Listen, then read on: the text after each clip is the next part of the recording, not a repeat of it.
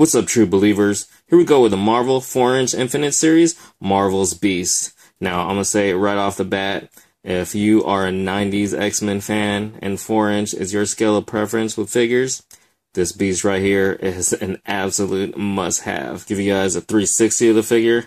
Now, as you can see, it's a little less articulated than previous super articulated Infinite series and Marvel Universe figures, but the sculpting detail in this is really well done. And the figure stands 4.5 inches tall, so, don't call this a 3 3/4 inch figure.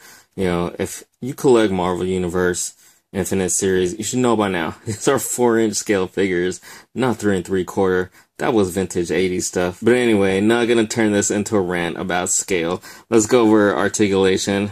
There's articulation in the head. There isn't a whole lot of range of motion there though, but you can turn it 360. Then there's shoulders. Those are really nice tight joints, as well as the elbows. Now there is no bicep or wrist, and there's also no mid-torso or even waist articulation on this one. But there is hips, and you do get a good range of motion out of those, and there's still double knee joints and ankle joints that also get a good range of motion. I imagine a good majority of collectors are going to be disappointed in the lack of articulation, but I'm going to go on record to say that I really don't fucking mind it. Honestly, I think it looks better without all those unsightly joints. When you think about like the super articulated figures, especially with Marvel Universe, even Marvel Legends, usually if there's a bicep swivel right there, it has a really bulky ball joint shoulder.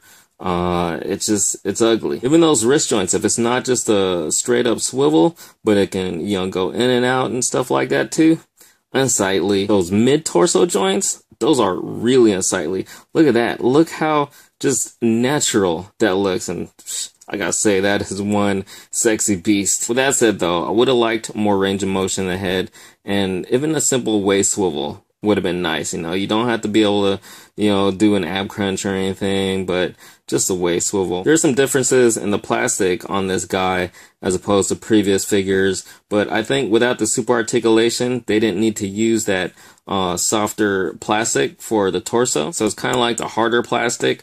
I don't think it's necessarily any less quality, but it's hollow. So, that's a less plastic that needed to be used, but I think it's still constructed just fine. So all in all, even with a lack of articulation, you can still get this guy in some great poses.